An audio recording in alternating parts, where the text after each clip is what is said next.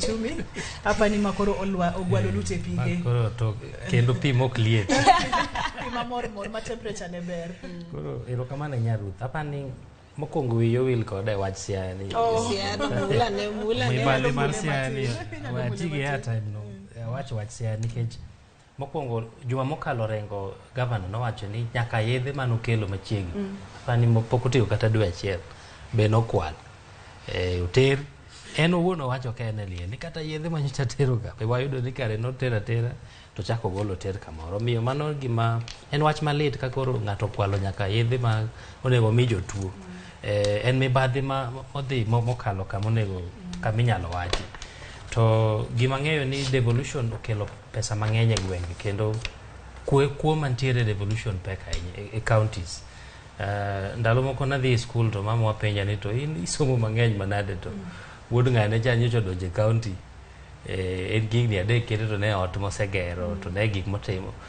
koro giwuoro ni tang'o ma in kar itiyo kanye nikech ng'ama nyocha donjo e county en koro ng'ama olokra loka gimoro nono miyo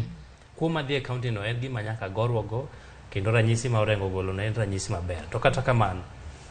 Orengo, Sakaja, Irungu Kang'ata, Kihika mago joma ne gin senators e counties makoro gin e governors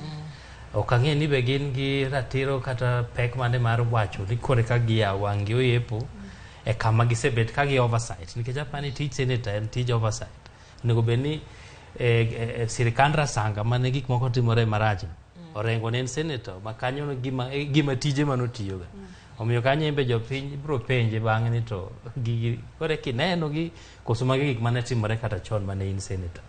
to mano bende we pek ne youth leader Oburu Oginga ni koro mae tich koro senator nyaka ng'i ni governor tiyo nang'o to omenda tiyo nang'o e county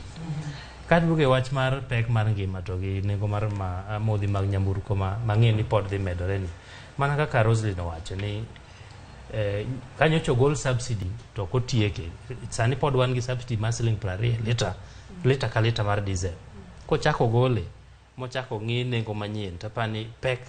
pek mar dhi neno moingo kaka wanene sani